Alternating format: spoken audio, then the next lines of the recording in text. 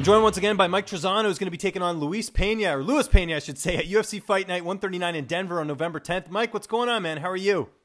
Not much, man. Everything's going great. How you doing? I'm doing great, but not as good as you, though, man. Last time we talked, of course, was before your UFC debut. You end up getting that win. How's life been since, being a UFC fighter, winning the show, and, having the second fight?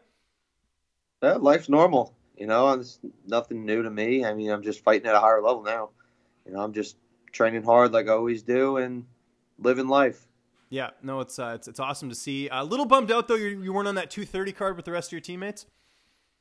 A little bit, a little bit closer to home. But, it seems like they do it every year, so I'll get on it at some point. Yeah, just a matter of time. Looking back at your performance against Joe Giannetti, he's not in the UFC anymore. You are. Do you ever think that if for some reason a bad judge gets in there and gives him the decision that you might not be in the UFC anymore? Yeah, probably. I mean, I don't see why I would have gotten in. I mean, it was to fight for a contract. Winner gets the contract. That kind of defeats the purpose if, both guys get in anyway, which they've done in the past. But, that I was thinking about it defeats, the whole purpose of the tournament itself, But, yeah, I mean, either way, I would have just continued on with fighting and training hard. And if I lost and didn't get the contract, I would have gone back to fighting at the lower levels and working my way back up.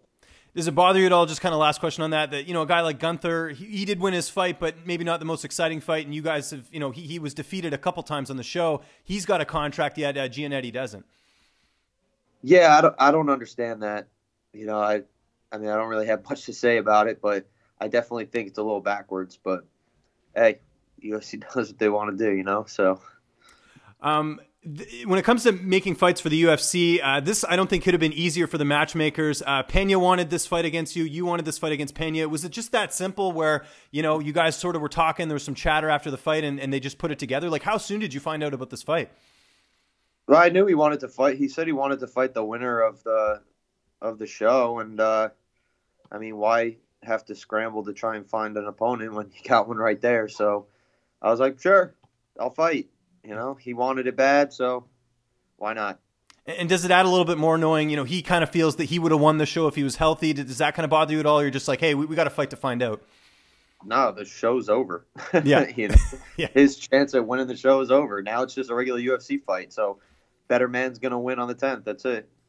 And was he someone that you thought you were going to fight at some point on the show anyways, even before the injury? I guess you sort of had, even before this fight was announced officially, you probably had your eye on him and kind of have already assessed how you'd match up against him. Yeah, no, I'm sure I would have fought him. I'm pretty sure that if he had not gotten hurt, I think I would have fought him in the semifinals, not in the finals, if the bracket worked the way it did. But yeah, no, I mean, I knew I was going to probably face him at some point. It just wasn't on the show. It's happening now, so here we go. Training camp, I've talked to a lot of your teammates over at Tiger Schulman's. They're all getting ready for their fights at UFC 230. Is it just the same training partners as far as this camp? Shane Burgos, Julio Arce, Lyman Good, guys like that? Yeah, man. I mean, it's been electric in the gym. Everybody's getting ready for their fights. It's all right around the same time. It's been a long time since all of us really had a fight in the same time span. Usually it's like everybody's scattered all over the year, but it's kind of cool to have us all fighting relatively close together. So everybody's just preparing each other. So it's been a lot of fun. And this fight's a couple weeks out, but has the weight cut process already started for you, or does that happen closer to fight time?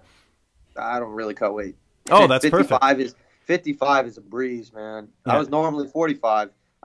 I've been thinking about going back down to 45. Who knows? I don't like cutting weight, so why bother? Yeah, just see how you feel at this weight class. It's funny because Pena wants to do the same thing. As tall as he is, he wants to go to 45 as well. So that's kind of interesting. That's usually what happens, though, right? Whoever wins the Ultimate Fighter, because you have to cut weight so much in the show, they usually end up dropping a weight class. But I guess you're sort of at a wait-and-see approach. Yeah, well, I mean, I moved up a weight class for the show, so I didn't have to do that. Oh, right. Yeah, of course. You fought at 45 before, yeah. Yeah, I tried making it easier on myself instead of because, I am a bigger guy for 45, so it would have been a little bit tough if I had done it on the show. But, yeah, I don't know. The fact that I don't have to worry at all about it just makes life easier. I don't want to, dread fight camp. I want to enjoy the process. I want to have fun, man. I don't want to be miserable. Who's going to be in your corner for this fight?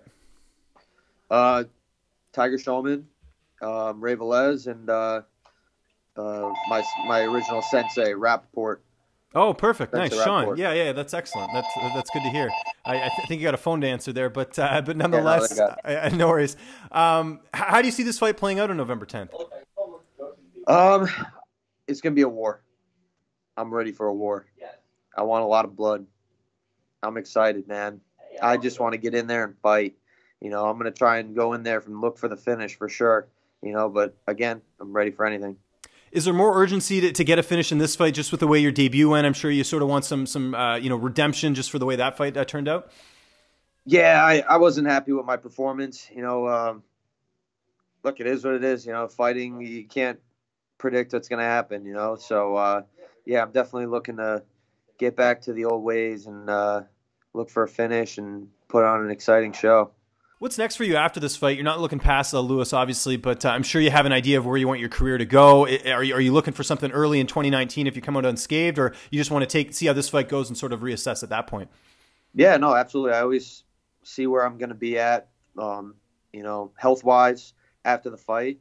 But like I've said, plenty of other interviews, I want to be active, man. In another 3-4 months, I want to be fighting again. So definitely early 2019. What are you watching on TV right now? Any Netflix or anything getting you through training camp right now? I've been watching that show Frontier. Okay, yeah, I've heard good things. Yeah, it's a sick show. So I was watching that. I'm almost done with that. I'm probably going to start Peaky Blinders. I heard that's really good. Yeah, those are two great shows, and this is going to be an awesome card. It's coming up here November 10th. It is UFC Fight Night 139. Mike, great catching up with you again. This time on the video screen. We did the in-person one back in Vegas. Just remind people where they can get a hold of you on social media, and if you have any sponsors or shout-outs, the floor is yours, man. Yeah, well, it's Mike Trizano on Facebook, and then you can find me on Instagram and Twitter at the Lone Wolf MMA. And big shout out to my team, Team Tiger Showman's, my coach, Master Tiger Showman. Without all these guys, pushing me day in and day out, making me work, all this wouldn't be possible. So